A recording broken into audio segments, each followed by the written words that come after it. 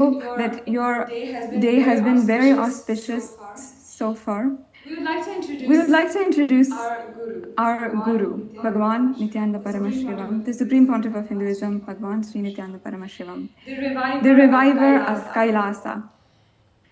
The Supreme Pontiff of Hinduism has been reviving Kailasa for the last 40 years. In this grand revival, this single most beautiful aspect that each and every one of us in Kailasa can say is Swamiji's Tyaga, Swamiji's intense hard work that built this nation, Kailasa, today. And not only the nation, but each and every individual. As we begin this very special program today, we'd like to just introduce Swamiji with a brief introduction video on who Swamiji is and how Kailasa happened.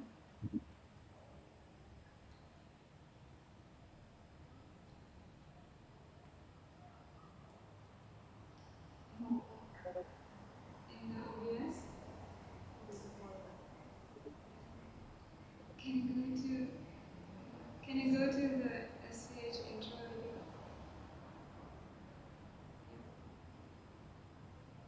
Yeah, and transition. Transition.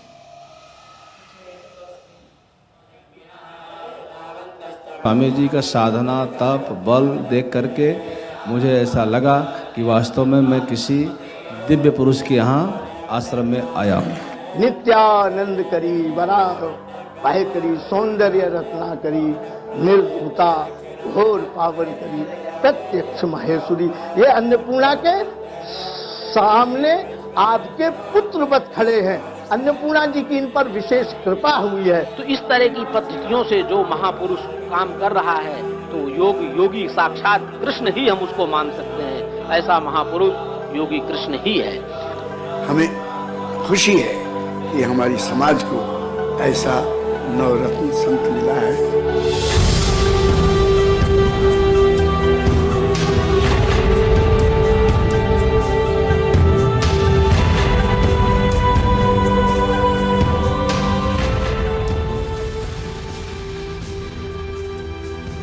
Actually, I'm a village boy. Like this, I will have one stick on my shoulder and have my kamandalu and go from village to village. And in remote villages of India, if some old lady stops and gives food, eat and sleep outside the verandas of some village house or under that tree, either under that banyan tree or that graveyard, I'll lie down in the night and again next day morning walk, take bath in the local rivers and local ponds and visit some temples, and that is the way I went round. Actually, that is the way I remember me even now. When I close my eyes, I don't remember me sitting in a golden throne. When I close my eyes, I only remember the boy, village boy with a stick on his shoulder. Mere 42-year-old village boy. Billion views. Why? Before Hindus could recognize, I have created a very powerful enlightenment ecosystem. Everywhere, spiritual awakening is happening, enlightenment is happening. People are manifesting enlightenment, manifesting powers, everything. Kailasa is reviving the enlightenment ecosystem. The Kailasa will be the place where almost million power manifestors are living and running. At least 10 million temples and monasteries, which are spiritual embassies of Paramashiva. Enlightenment becomes the source for energy and excitement. A person who can make enlightenment as a source for energy and excitement for anyone is an incarnation. Whenever I want to speak about Kailash, I only feel like let's do the work. So let's do it. Because Ma Shivananda cannot see the shore.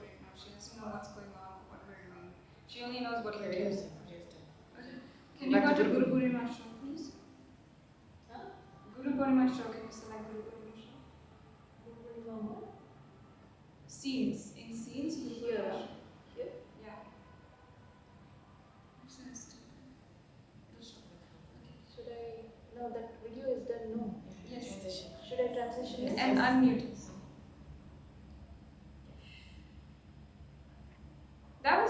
That was just a brief interview or a brief intro of how Swamiji has built this nation. And not only has Swamiji built and poured in Swamiji's hard work, but leaders around the world, Hindu pontiffs, have recognized the work of Swamiji. It is not just in India, but across the globe. There have been hundreds of leaders, especially in the US, who have recognized Swamiji's contributions. And that hundreds and hundreds of proclamation letters, letters of recognition, letters of commendation have poured in from the US due to Swamiji's hard work from the early 2000s, Swamiji's ground level of working with each individual. So today we'll be exploring that a little bit more with one of the earliest devotees from the US, Ma Shivananda, who has been connected since 2003. So with that, we'll just have a short introduction video about Ma Shivananda, and we will be meeting her now. They called it impossible. Building a temple in the heartland of winter was Bhagwan's vision. And when Bhagwan's voice echoed, she heard the roar of 1,000 ancient lions and yearned to be the soil where his nation would rise. Then came the whirlwinds, voices that spat venom at sacred stones. In the eye of the storm, she became the storm. Veera Tamalachi, the bold Tamil queen of the Midwest, and Singapen, the lioness whose roar shook cowardice to dust. And slowly and surely, with Paramashiva's determination, the snow melted into sacred ash. The whispers bloomed into Arati bells. She saw how the seeds Bhagwan sowed as a young smiling Swami grew into a vast banyan tree. To the young daughters of Dharma, look into her eyes and see your own strength reflected. This is the grace of Guru, unbreakable fortress. Her life is proof. When you stand with Paramashiva, you are never alone.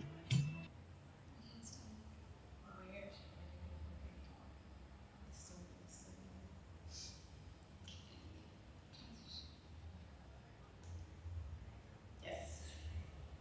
So that was just a short little introduction about Ma Shivananda's journey with Swamiji and how she witnessed Swamiji build Kailasa, Ohio, one of the earliest Kailasa ecosystems across the globe. So without further ado, we will hear from Ma Shivananda herself about how she actually met Swamiji and what her life was like before meeting Swamiji. Thank you so much, Ma, for joining. Thank you for having me.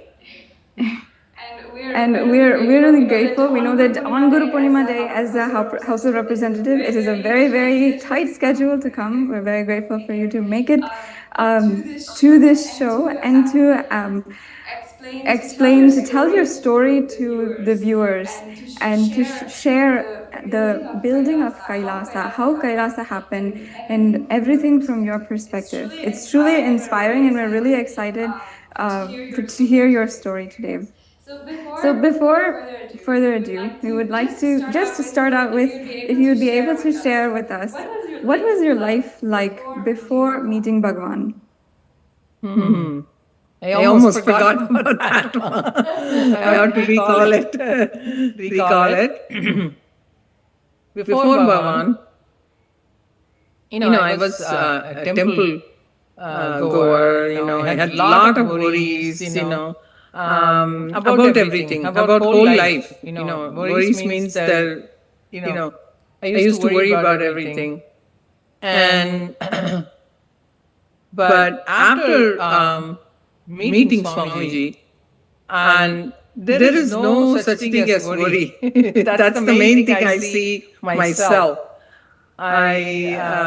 he taught us all, as you all know, just to live in the present moment. There's no such thing as worry or the future or the past, all this.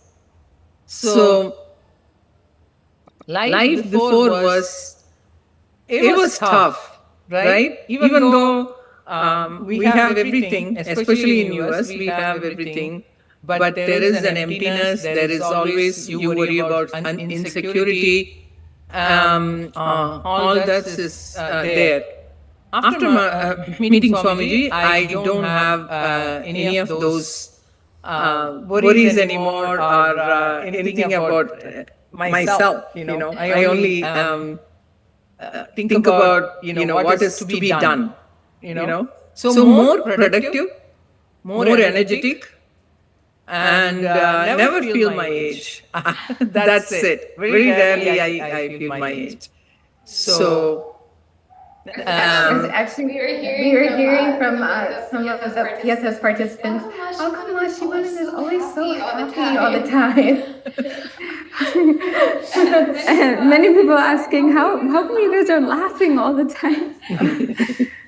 Yes. So can you share a little bit about like how actually you met Swamiji? Were you seeking for a guru at that time, or how did you even hear about Swamiji? That was the era before social media, so. Actually, Ma, I was seeking for a guru. Swamiji is like just a young village boy coming out of Tamil Nadu.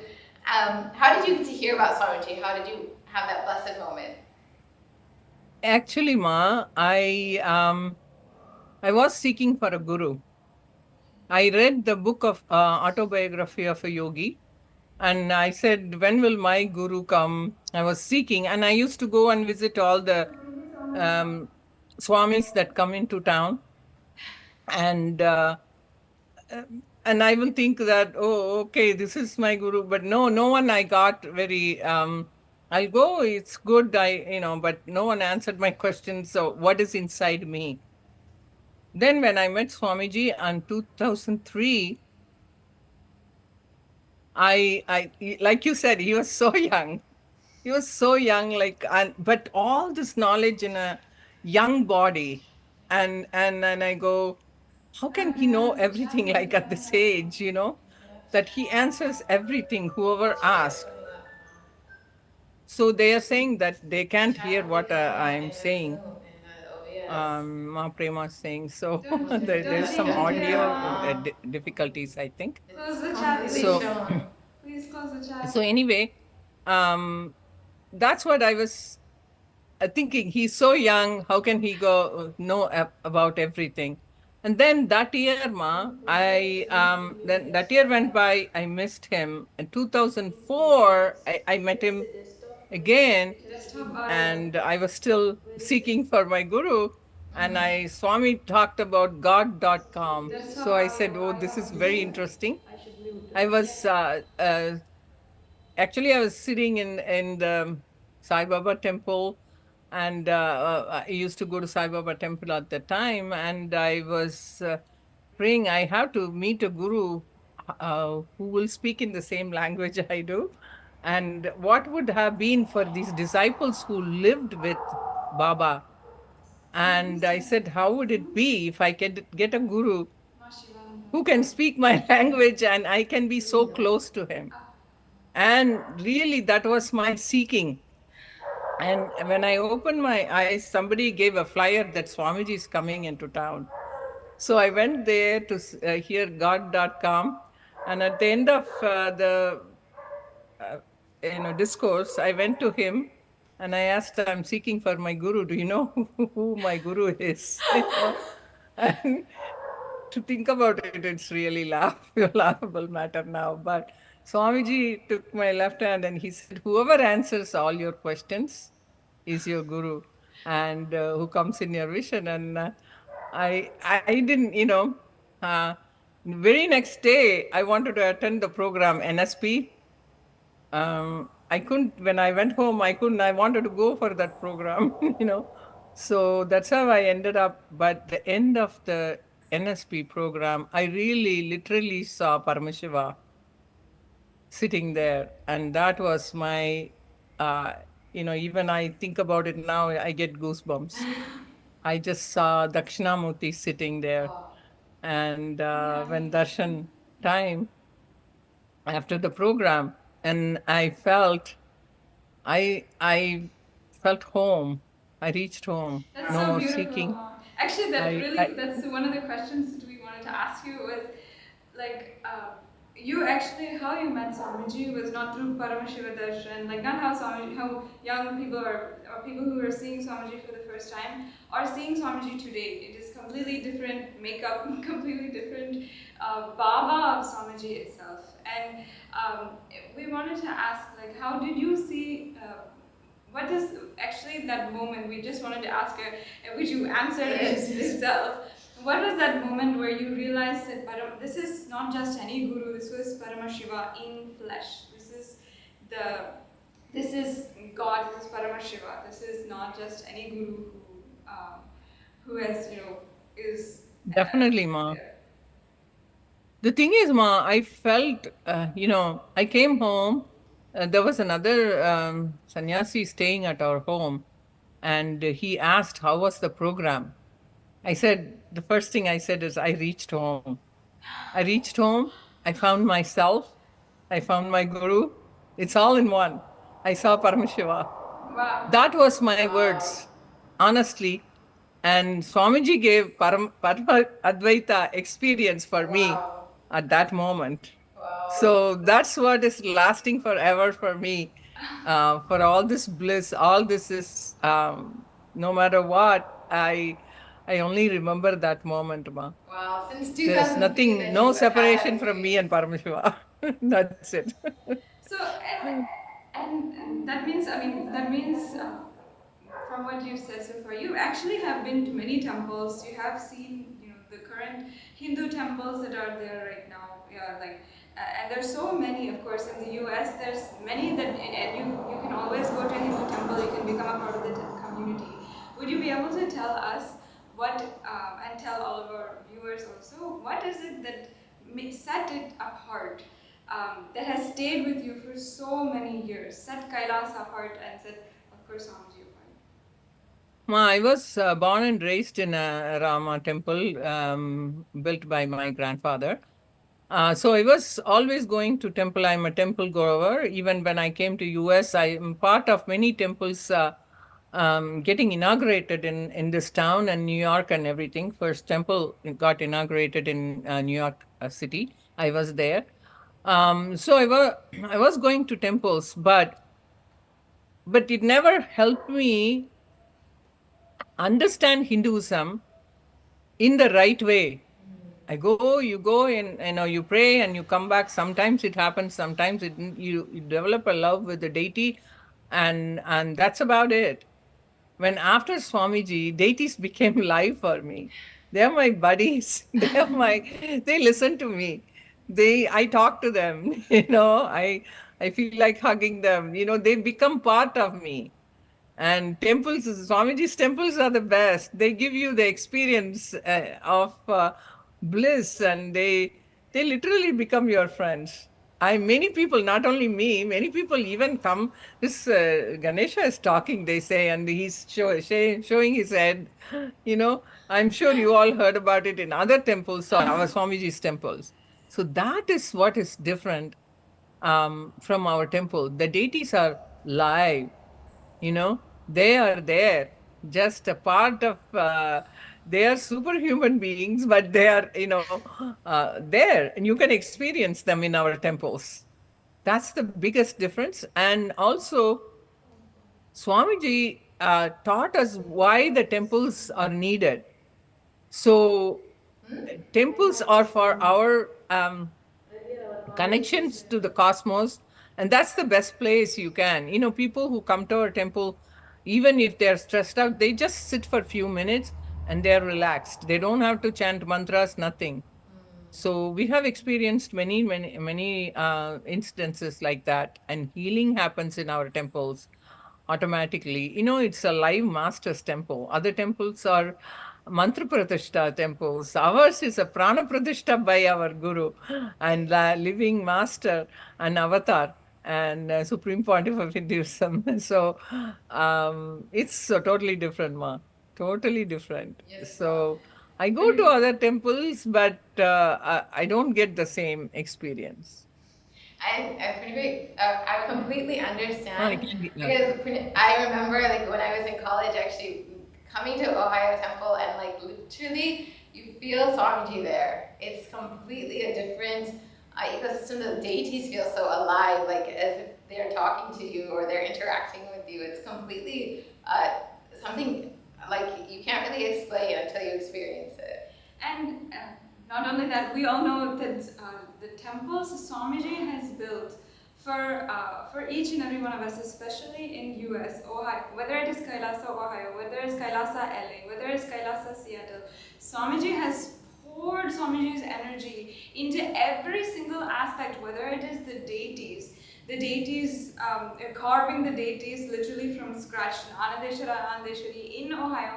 Many of the viewers might not know, but it is carved personally by Swamiji. It is literally Swamiji's energy. Actually, as I remember once, when this conversation or just being in the presence of Swamiji, how Swamiji carves the deities.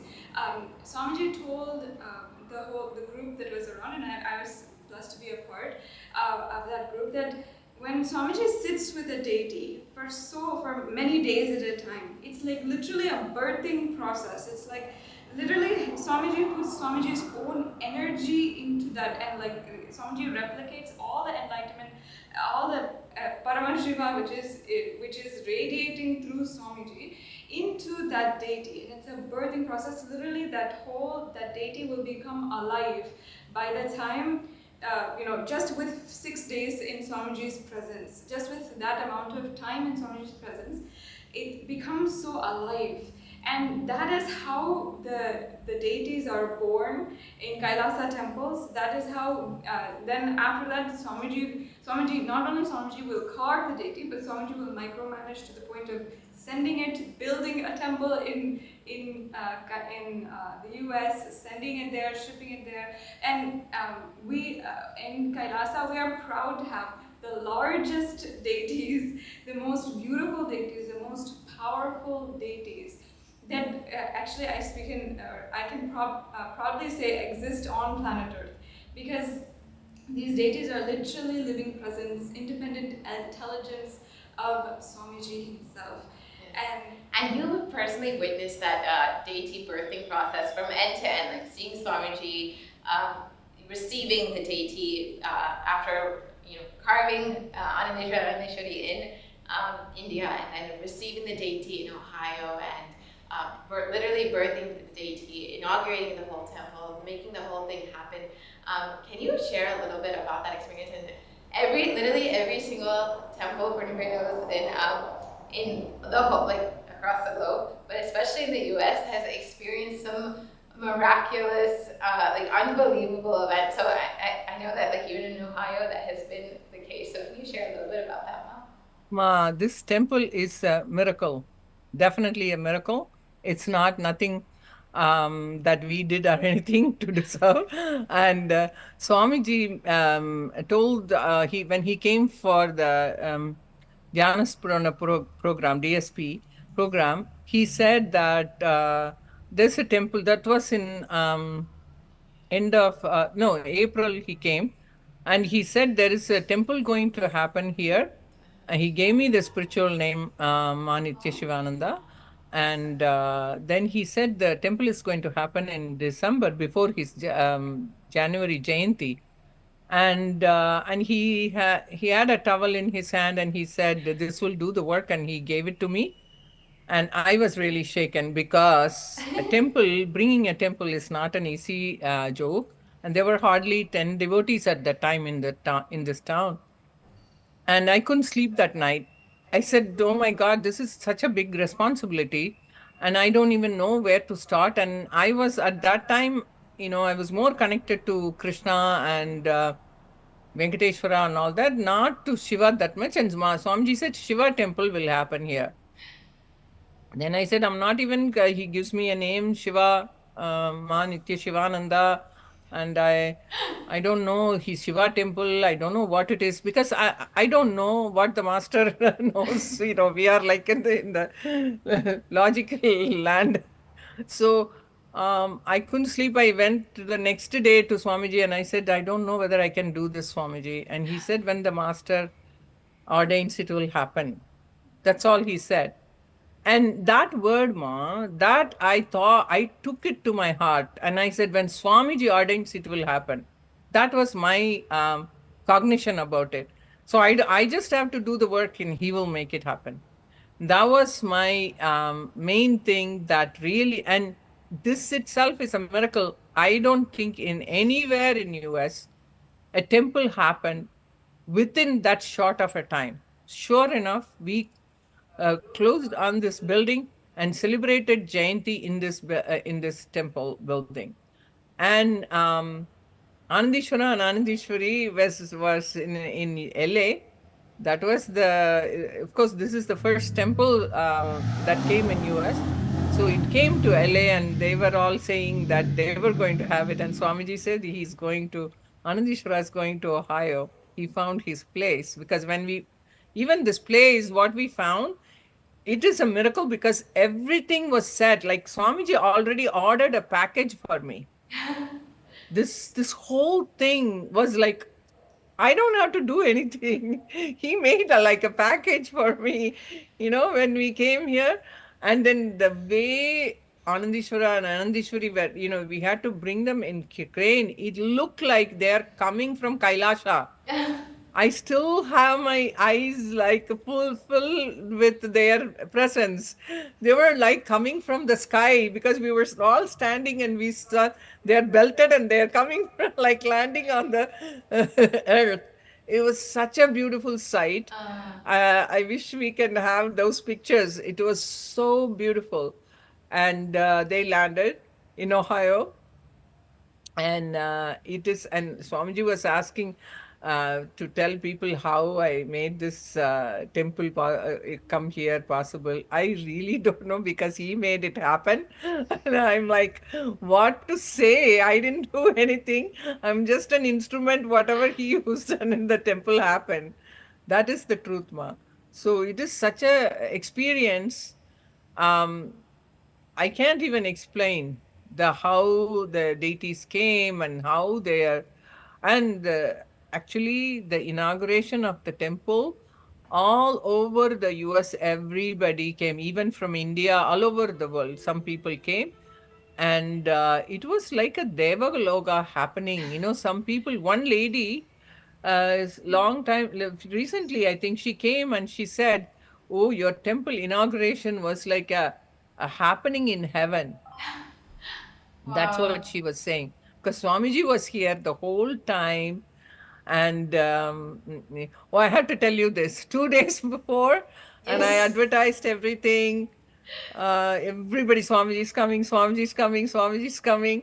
And everybody was enthusiastically working. And people coming from out of town, they all booked their tickets. They come and they called me and they said, Swamiji is not able to come for the inauguration. You have to make it happen by yourself. And I really trusted Swamiji, and I said, if this is what Swamiji wants me to do, I will do. It's my faith in him was so, and then just continued working, didn't tell anyone. And that night before something, they called and said, Swamiji is coming. So it was like, I didn't even tell people that he's not coming. But he came. Oh my God, those I cannot forget that. And best thing, Ma, that time he stayed here, energized the temple. And do you know, I went home and I came, and Swamiji that morning, he was staying in the temple and energizing. And he said, Kalabhairava landed in his body that day.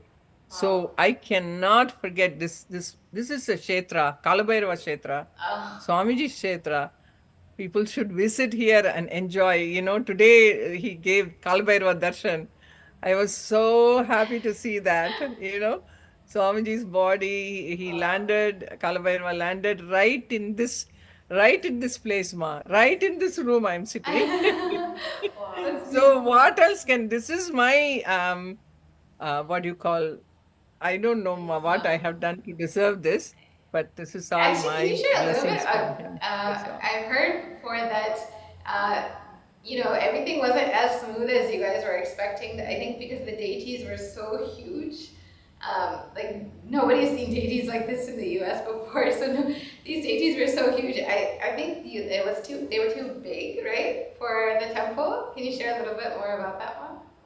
Yes, ma, because we couldn't even bring them through the door or anything.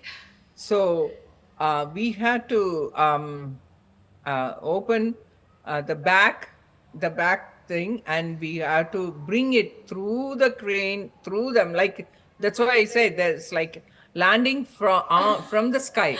They really landed from the sky. Kailasa. So I told Swamiji, they look like they came from Kailasa. And where do you think they came from, ma? They did come from Kailasa. And, we are such blessed people to witness that, ma. It was such a great experience. And when we had another deity, huge deity, it couldn't come through the door. But they said, the builder said we couldn't bring it through the door. And they measured it and everything. And somebody said that we can try it. And it's almost like that deity shortened itself to come inside. Just to like bend, bend his head and came inside.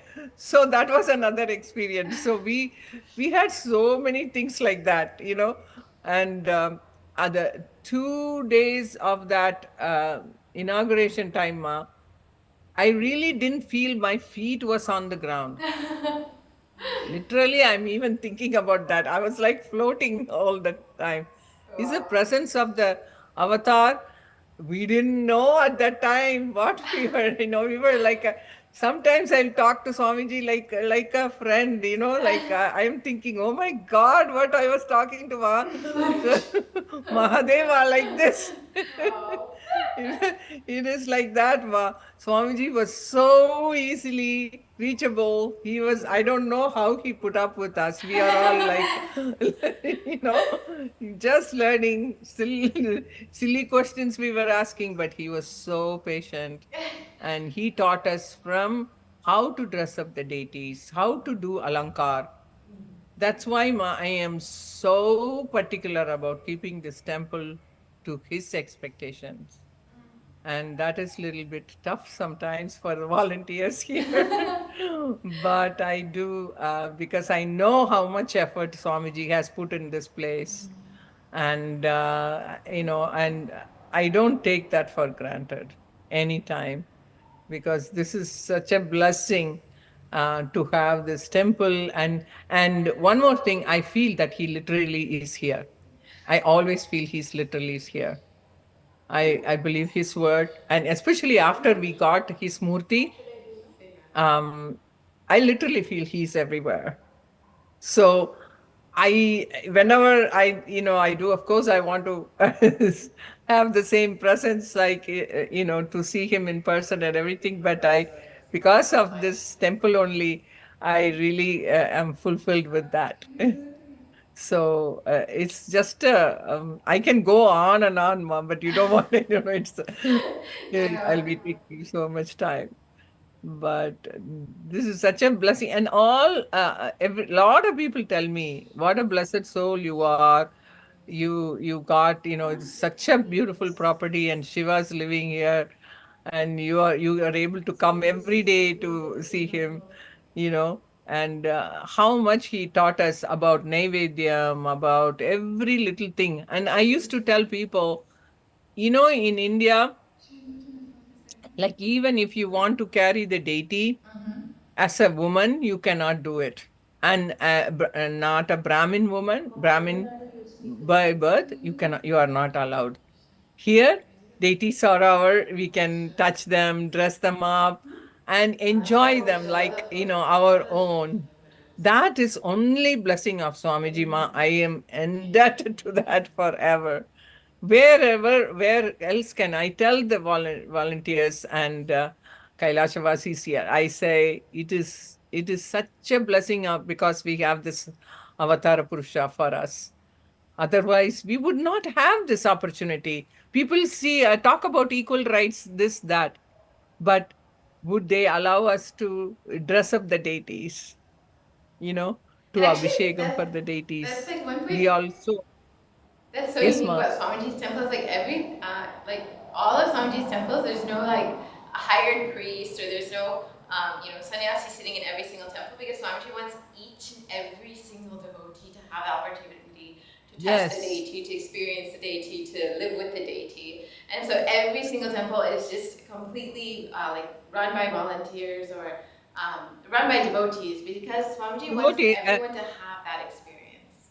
whoever had Diksha with him, they can do work with the deity. This is one thing I have to tell. When we got the temple first, I thought Swamiji is going to send a priest. So I asked him, Swamiji, who are you going to send the priest?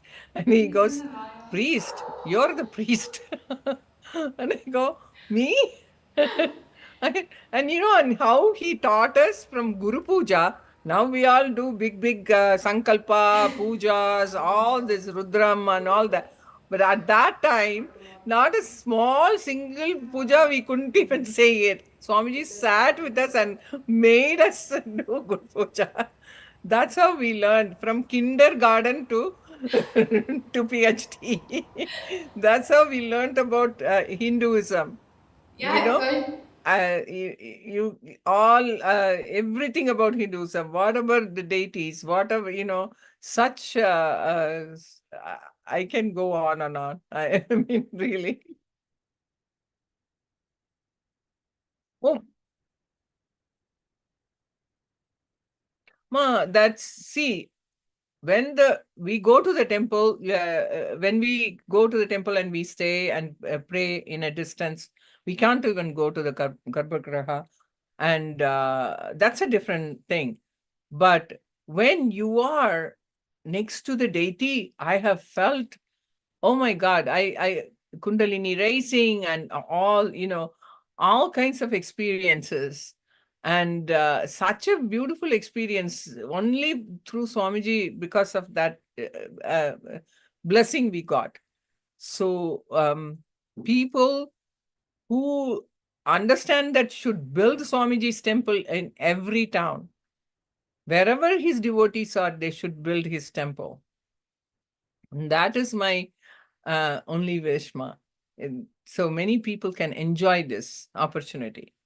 And he is beyond caste, greed. As long as you are a Shiva Bhakta, you take Shiva Diksha and follow the Kailasa lifestyle, then you are allowed to touch the deities. But you need to follow this, Diksha and all the, Kailasha lifestyle, yoga, puja, everything. Then you are a Brahmana, and that's what we can live like that. So it's not by birth. People talk about it in India, oh, there is no caste system, Sanatana. Swamiji is making us live that lifestyle. We are all Brahmanas if we want to live that lifestyle. Who else is doing that?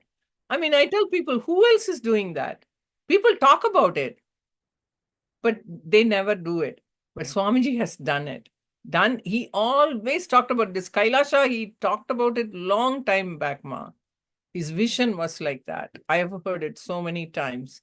How he built one brick at a time. One brick at a time. And he taught us the value and brought us up. And he's such a great avatar. What can I say now?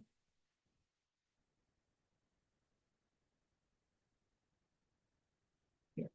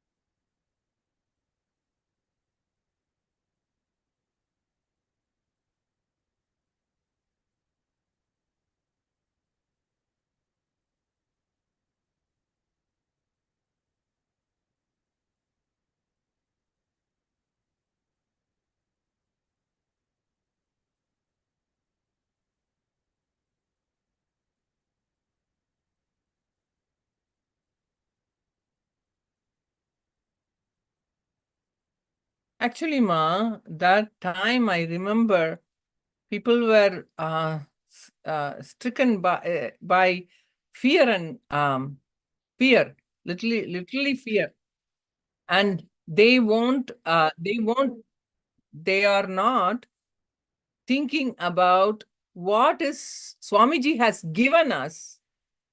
And if the thing that stayed with me is the experience that made me stronger, actually. The experience I had, it every time if somebody says anything negative, I'll get more stronger. I'll be like, let's fight. Let's, that's how it was. And I got more stronger if anybody says anything. And I used to wonder why these people are so fearful. Swamiji has given us this so much strength, inner strength. And I feel, even though it was like it all looked bad and all, later on, I realized I was sad in the beginning, I have to say, how much work he has done, and they have put it to the bottom of the thing again. And that was sad. That made me sad. And it's almost like, he built a nice castle, and they came and demolished one thing like that. But I think as his disciple, I feel that persecution, the first persecution made me stronger, and made me realize who I am as a person. What do I stand for? I didn't care what anybody says about me. Society was nothing for me. They talk bad about me. They decided I didn't care about that. And I was willing to lose anything for this cause. And I wondered myself, where do I get this strength? Why am I thinking like so strong about this? And people will threaten me on the phone. People will do all this, but nothing shook me. And that also, I think, is his grace. I think his grace only is enough.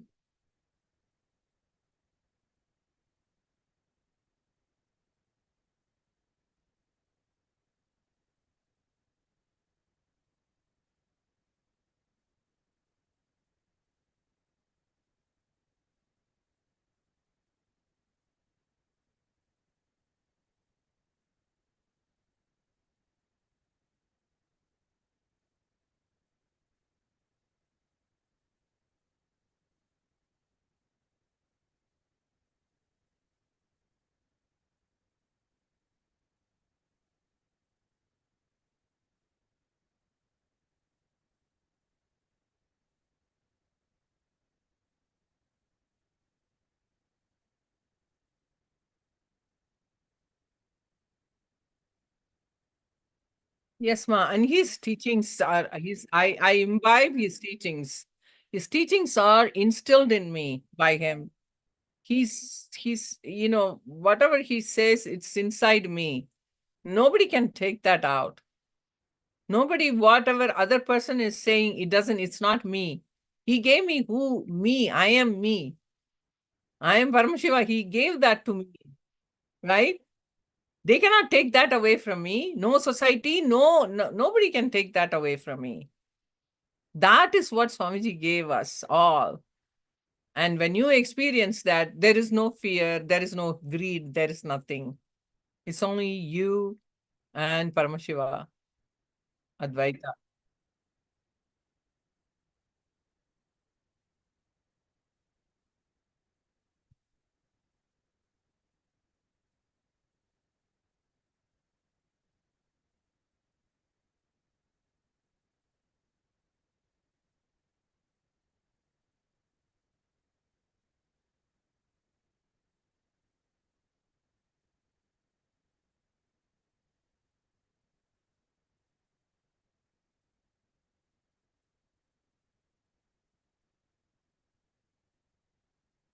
Yes, ma'am.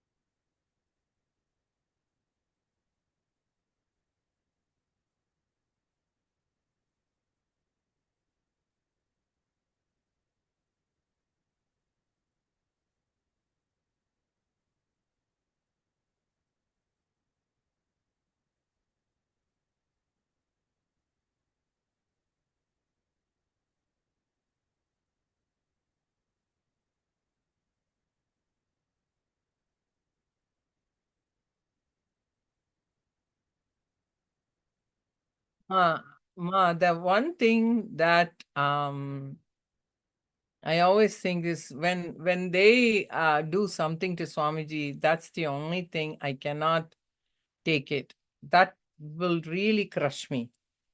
I know he doesn't feel it. He's an avatar. But this being goes to really, to take care of disciples, Ma, how he is, I have to say this. The one of the persecutions, they said Swamiji was very sick and he's dying and all that, you know that one. And I didn't know the information properly. And I was talking to one of the sannyasinis, and I said, I don't know if something happened to Swamiji, I don't think I can live. I really cannot take this anymore. I hope he's okay, I said, and I burst into like a little bit crying. The next day I was doing Guru Puja, and I finished Guru Puja, and Swamiji calls to say that he's okay, Ma. What this being did, nothing. This is how he cares, Ma, about each one of us. What a compassionate master that is. I will never forget those moments. What is this being on earth while he is going through so much abusal and everything? This being thinking about him shedding tears, does it matter? Then he's saying, I'm okay, Ma, don't worry, That I can never forget, Ma. Those are the moments. Then when I have any difficulties, I always think it's nothing compared to what he has gone through. This is nothing. He is protecting me all the time. He's there. If I think he's there, if I just chant few minutes, he's there. He's with me. Now I don't even have to chant. Everywhere he's there. Protecting me, saving me, So, but, but that's what this is. I don't know. I don't know about other gurus or something, but I know we got